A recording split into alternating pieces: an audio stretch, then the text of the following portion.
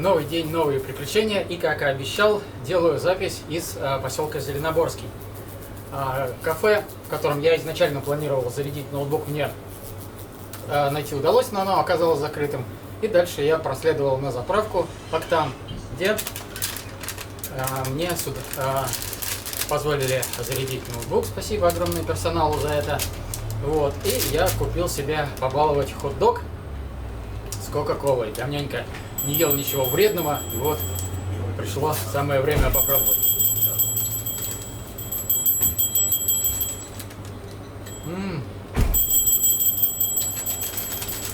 Просто замечательно.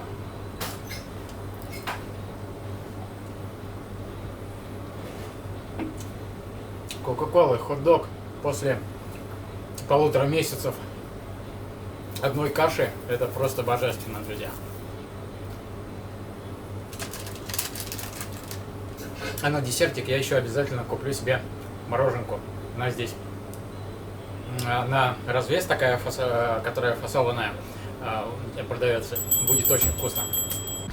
Ну что ж, друзья, my mission is successfully accomplished. Миссия завершена. А successfully слово означает не сексуальное, а успешное. Миссия по зарядке ноутбука успешно завершилась. Мой ноут подзаряжен на заправке Октан. И я возвращаюсь к своей байдарочке, запрятанной в кустах. Вот здесь, кстати, у моста находится узловая точка и развилка двух возможных вариантов продолжения похода. Первый — это в сторону Кумского водохранилища через систему озер и рек. И второй — это дальше по Белому морю. Как можно видеть, течение в канале очень зверское, и, соответственно, добраться сюда с лодкой не представляется возможным. Лодку придется оставлять там, где я ее оставил, это прилично далеко, и обносить ГЭС. И далеко это не единственный обнос, и дальше выход там сложный, но об этом я уже говорил. Выход, в смысле, с Кумского через либо Кемь, либо Паньгому, по-моему, реку, порожистые и длинные, в Белое море. Поэтому этот вариант я отмел и продолжаю свое путешествие по Белому морю. Ну, а сейчас возвращаюсь к своей байдарке. Я просто не знаю, что в этом походе происходит. Просто какая-то череда невезений. Вот только хотел сегодня вечером сказать, что у меня вот штатив гибкий для камеры сломался. И теперь вот я вернулся к байдарке и обнаружил, что у меня на баллоне, оказывается, был уже порез. И вот он, пока я его разгружал, тут загружал, разошелся. Это просто... У меня нет слов. Сломалось все, что могло сломаться. Байдарка уже 2 раза клеилась. И вот теперь еще и сам баллон ПВХ-шка. Клея у меня вообще минимум. Я не знаю даже, как вот сейчас вот ремонтироваться. Здесь посередине города сейчас 2 часа. Не знаю, если сейчас вот выходить в море, выдержит это, ну, хотя бы до какого-то нормального места, чтобы там заклеиться, либо здесь надо ремонтировать. Вообще понятия не имею. В общем, ужас, ребята, ужас. Поход получается прям очень-очень сложный в плане снаряжения. Все меня очень сильно подводит. Порез сантиметров 10. Ой. Пора, видимо, пришла менять лодку. Пора. К сожалению, с печальным сердцем и с щемящей тоской на душе я покидаю поселок Зеленоборский. Да, мне удалась миссия по зарядке ноутбука, но зато я порвал лодку. Блин. Очень обидно и досадно. Прям... Но ничего не поделаешь. Это поход. Надо идти дальше.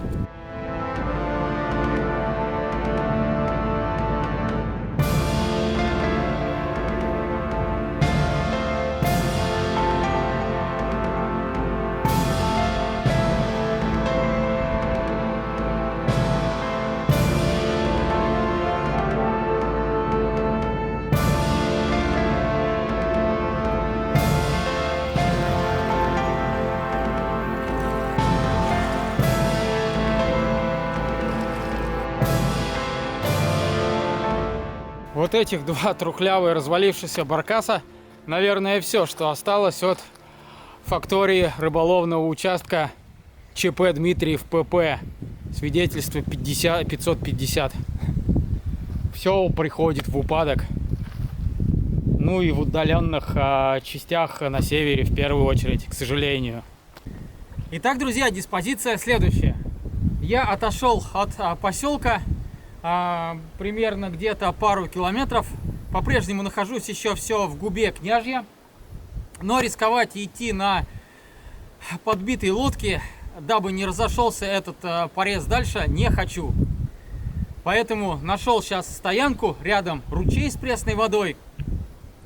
Плюс к этому завтра еще обещают плюс 15 всего с дождиком.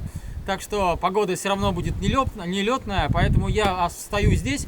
И как раз у меня будет больше суток на то, чтобы как следует заклеить лодку и дать клею схватиться, чтобы завтра не идти. Вода под боком, ровное место под палатку есть, костер обложенный камешками есть, лавочка есть. В общем, дрова есть, красивый вид на губу Княжья тоже имеется.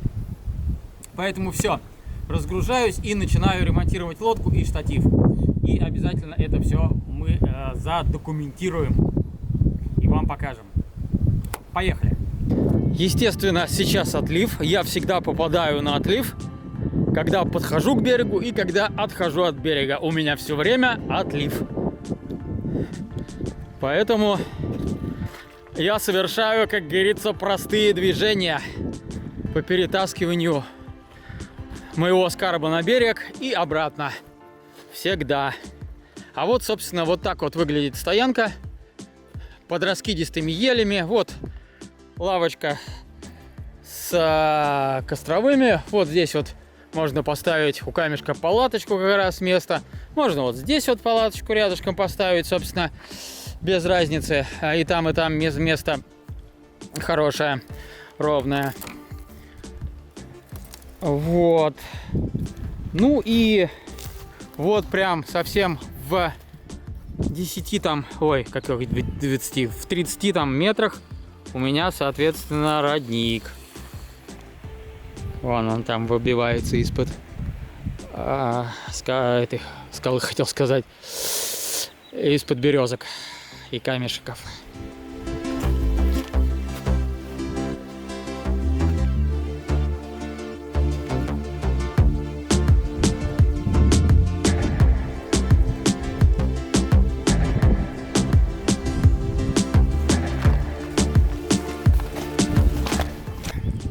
Так, закончил выгрузку вещей на берег, разгрузил байдарку.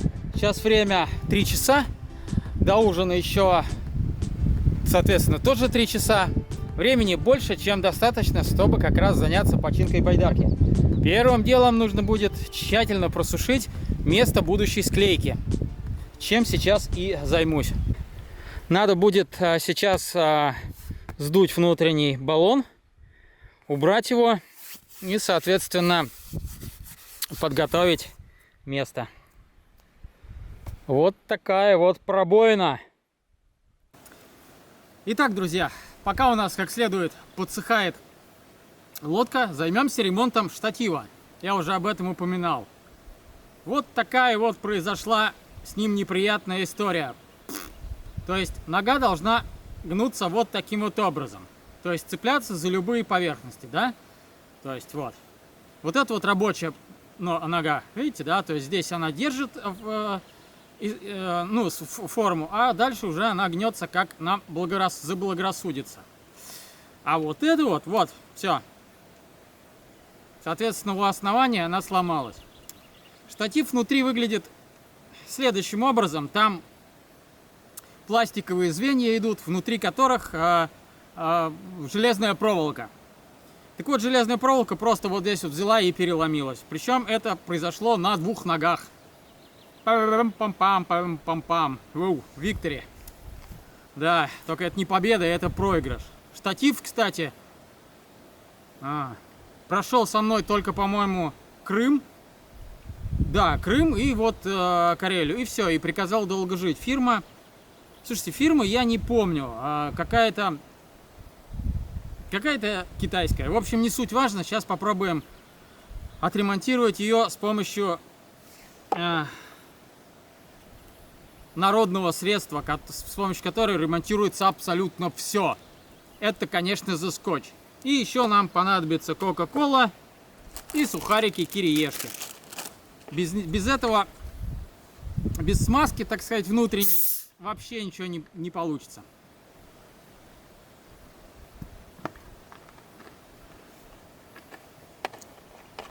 Как говорится, сестра спирт. Да не на тампон, а в рот. Вот. Другое дело.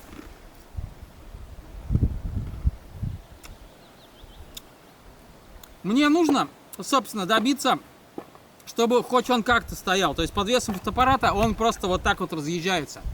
Нужно сделать так, чтобы хотя бы вот этого не было. И по приезду, ну точнее по окончании похода, штатив будет предан сожжению на огне. Единственное, что от него останется, это вот это вот. Я возьму шаровую головку. Она хорошая, ее можно на любой штатив поставить. Вот. А это все будет предано огню. Погнали.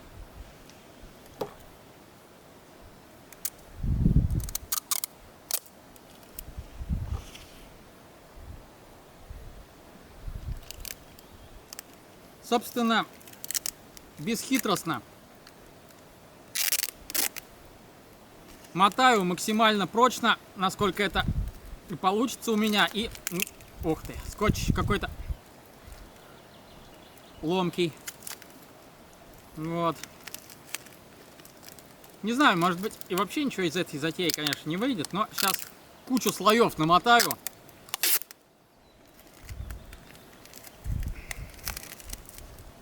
Кстати, я тут подумал, что если бы у меня не было ПВХ-шки с собой из ремкомплекта, то, возможно, скотчем можно было бы и лодку замотать. Но она бы, конечно, не держалась бы ни хрена. Но из серии, если царапнуть каким-то уже камнем, то, по крайней мере, он сразу же не вспорит баллон, в котором находится уже воздух непосредственно. Ну, чего у нас тут получается? После определенного количества слоев. Слушайте, ну, жесткость определенная у конструкции явно, я вам хочу сказать, появилась.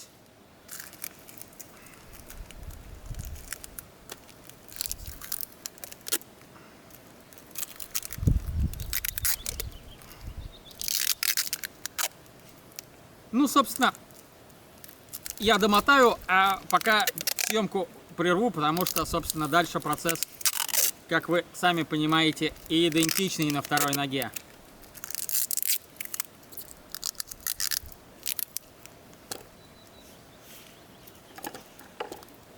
Ну вот, по крайней мере, все. То есть нога определенную устойчивость получила, так что будем считать, что метод рабочий. Ну, кто бы сомневался, на самом деле, скотч и не такое ремонтировал. Самолеты ремонтировал, а вы говорите штатив.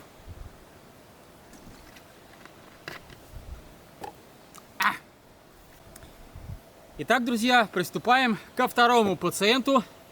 Он у нас уже на операционном столе. Будем сейчас его зашивать. Для этого нам с вами понадобится духи, нож,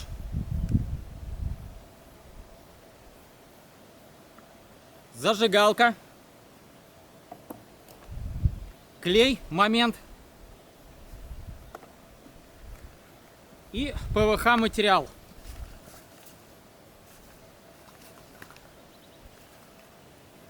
Обязательно смазывающие материалы, и тонизирующие.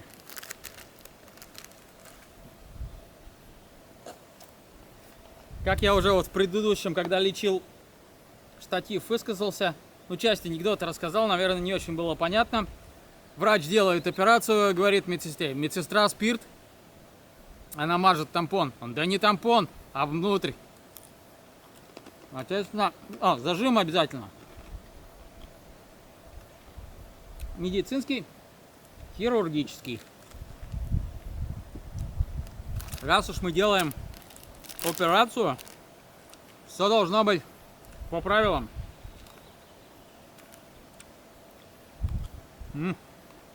Тетенька.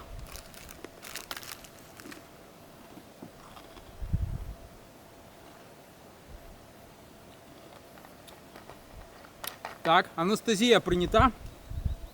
Можно начинать операцию. Значит, первым делом, что нужно сделать, это обезжирить поверхность.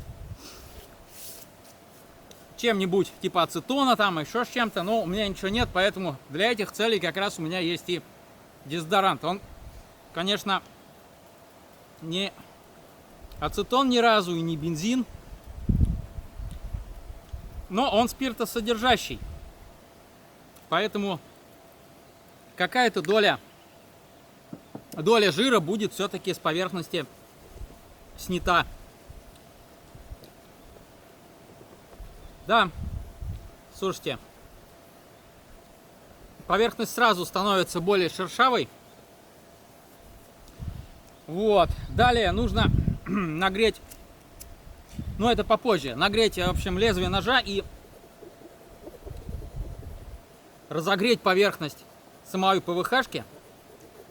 То есть сначала обезжирить, а потом разогреть для улучшения, так сказать, абразивных свойств материала.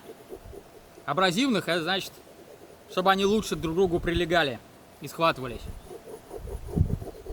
Ну, плюс я еще вот тупым ножом зачищу саму ПВХ-шку сверху, чтобы она стала более шершавой и пористой. Вот, зачистили. Еще разочек окропим. Вытрем. Все, потом непосредственно перед склейкой нужно будет прогреть. Для того, чтобы шов хорошо держался, нужно обеспечить перекрытие в 2 сантиметра. Соответственно, замеряем длину плюс вот сюда до разреза 2 и после разреза. То есть 20, получается 22. И ширина здесь 2 и здесь 2 на 4.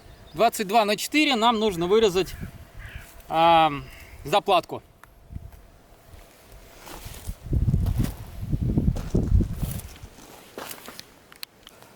Соответственно, как я и разметил до этого, точнее вымерил, 22 на 4. 22 на 4, 22 на 4.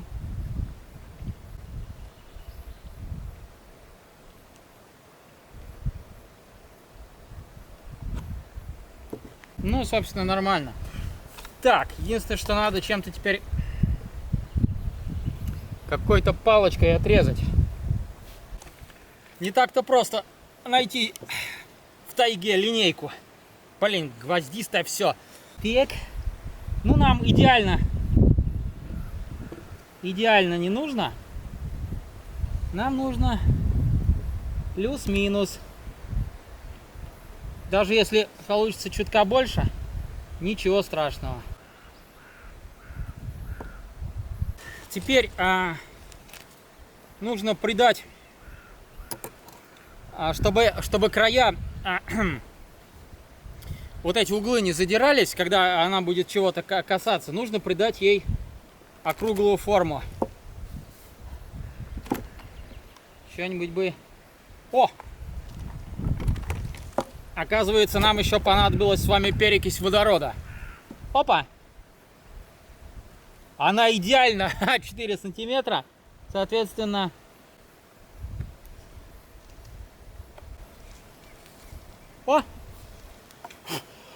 другой стороны то же самое. Вот, все. Итак, продолжаем. Под шов все эти заусенца убираем нахрен отсюда. Вот таким вот макаром, зажигалкой. Да, здесь на ветру не прогреется, но в принципе оно не холодное, а солнце было. Так, в баллон я вставил дощечки, соответственно, у меня ничего не люфтит, никуда ничего не прыгает. С внутренней стороны ПВХ-шка прижимается. Эту штучку я тоже зачистил, обезжирил, приготовил. Берем клей и наносим. Наносить следует, естественно, на обе склеиваемые поверхности. Вот таким вот макаром. Здесь то же самое. Засыхает он моментально, клей. Не успеваешь с ним толком работать.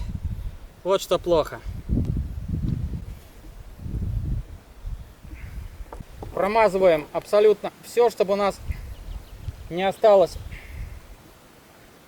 естественно, никаких поверхностей не смоченных.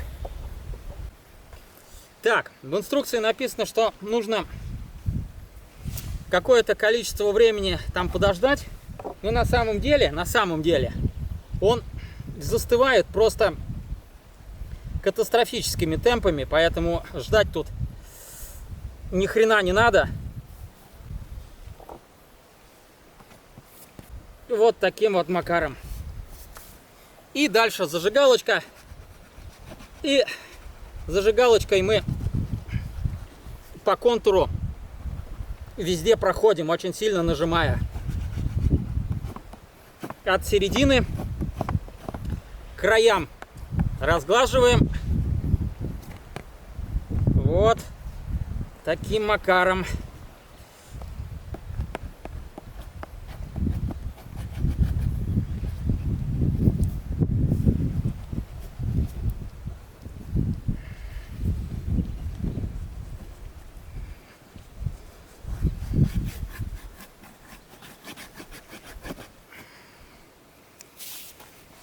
Так, немножко дощечки у нас, блин, уехали.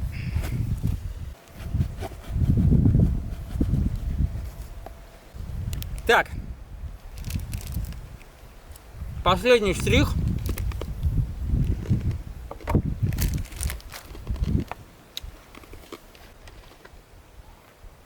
Все,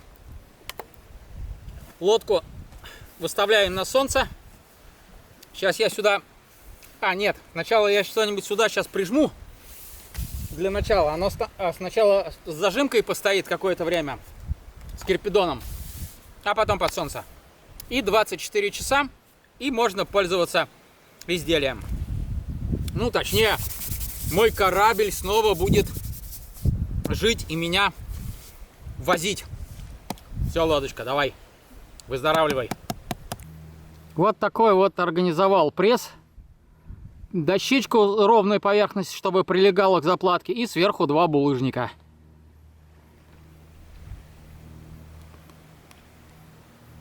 Все, осталось только ждать. Итак, господа мои хорошие и дамы, замечательные. На заднем плане у меня там лечится байдарка. Все дела я переделал. Ужин готовить не стал.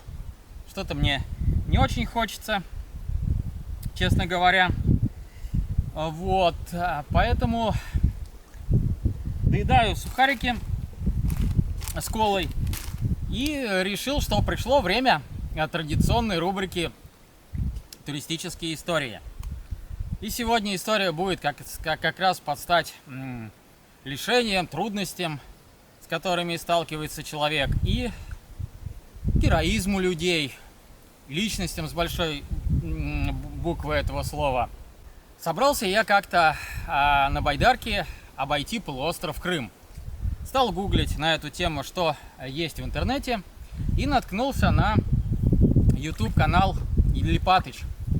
Вот, его, значит, автором является Максим Липатов, ныне, к сожалению, покойный. Вот, там они со своим другом и еще с одной подругой, они сами украинцы, сделали из фанеры самодельные каяки и отправились вокруг Крыма. Путешествие снято классно, здорово, задорно, очень позитивно. И, собственно, вот этот ролик меня и вдохновил на путешествие. Точно такой же, только не на самодельном каяке, а вот на все том же каяке соло надувном моем каньон. В Крыму, как я уже говорил ранее, забегая вперед, скажу, что все мои поездки сопровождались обязательно какими-то приключениями.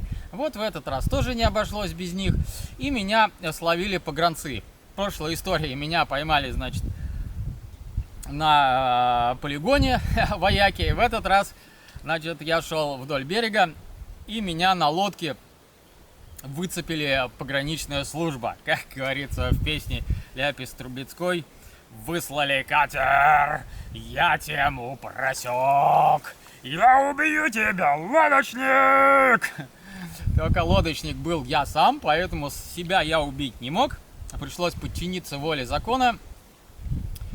Они меня отбуксировали, собственно, ну, точнее, я за ними причалил к берегу, к ихней сторожке, там, не помню уже, в районе какого это было села. И, в общем, они тоже меня стали там допрашивать, кто я, чего я, откуда, вот, и провели, значит, образовательную со мной беседу, что ай-яй-яй, нельзя же так просто ходить в море, вот, даже на надувном круге, оказывается, если ты находишься в водоеме, который имеет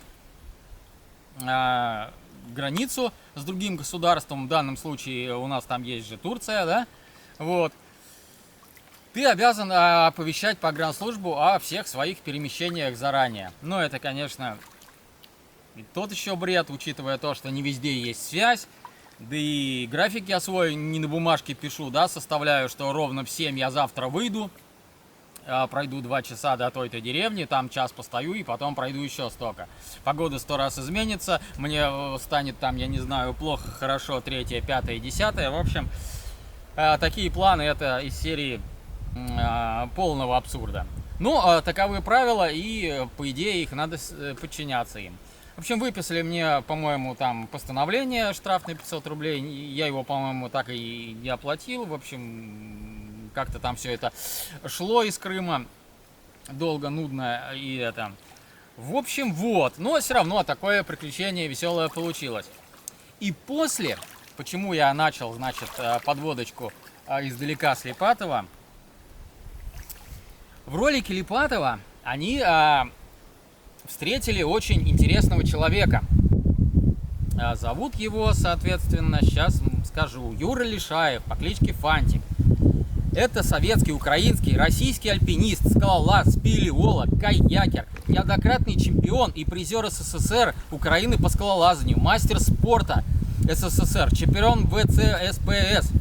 Почти половину своих восхождений Лишаев совершил без страховки, то есть без страховки он лазил. И, к сожалению, он отправился в полет на параплане и сломал позвоночник. После чего оказался прикованным к постели. Доктора ему вообще сказали, что ты больше никогда не будешь ходить.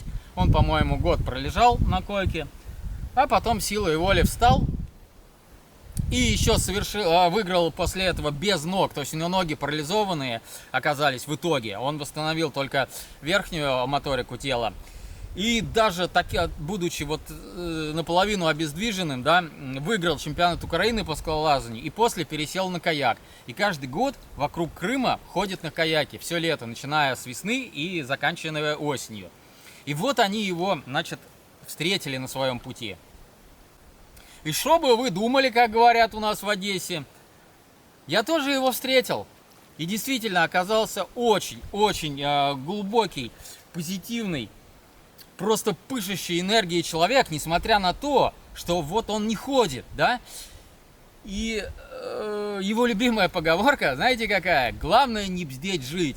И этим вот на самом деле все сказано, да? Вот все эти неприятности, маленькие трудности, там, я не знаю, пальчик порезал, укололся, там, тебя наругали, двойку в школе получил, там, на работе что-то не заладился. Это все такая пыль, да? По сравнению с тем, что вот человек столько пережил, превозмогает и ни на секунду не отчаялся, да, и продолжает жить и достигать новых высот.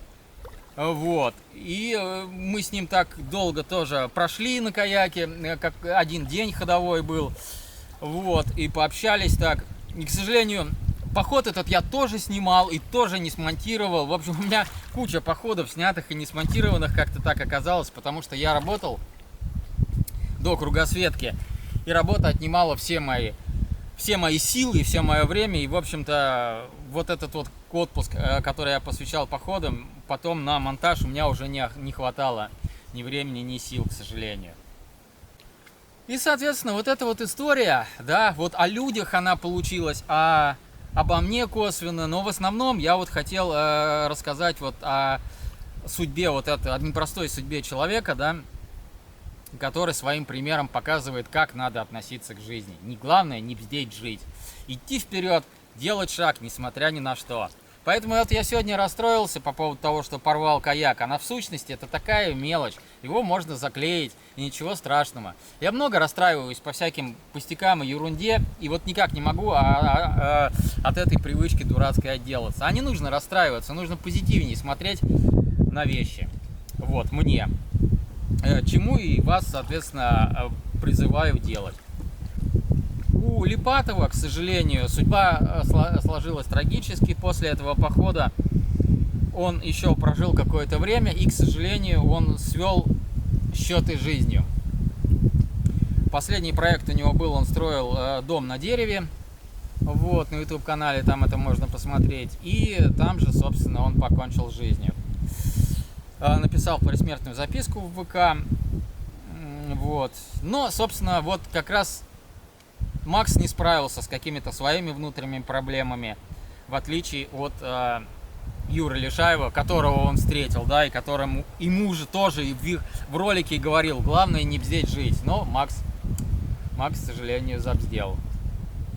Ну, видите, люди разные. Кто-то может, кто-то нет. У кого-то воля сильная, у кого-то послабже. Но я бы хотел все-таки закончить эту историю на позитиве. Вот. Идите вперед, всегда идите вперед, путешествуйте. Оно того стоит. Не останавливайтесь на достигнутом, ставьте новые цели и достигайте их. Жизнь должна быть интересной, наполнена смыслом, наполнена впечатлениями, наполнена приключениями. И главное, не бздеть жить, друзья.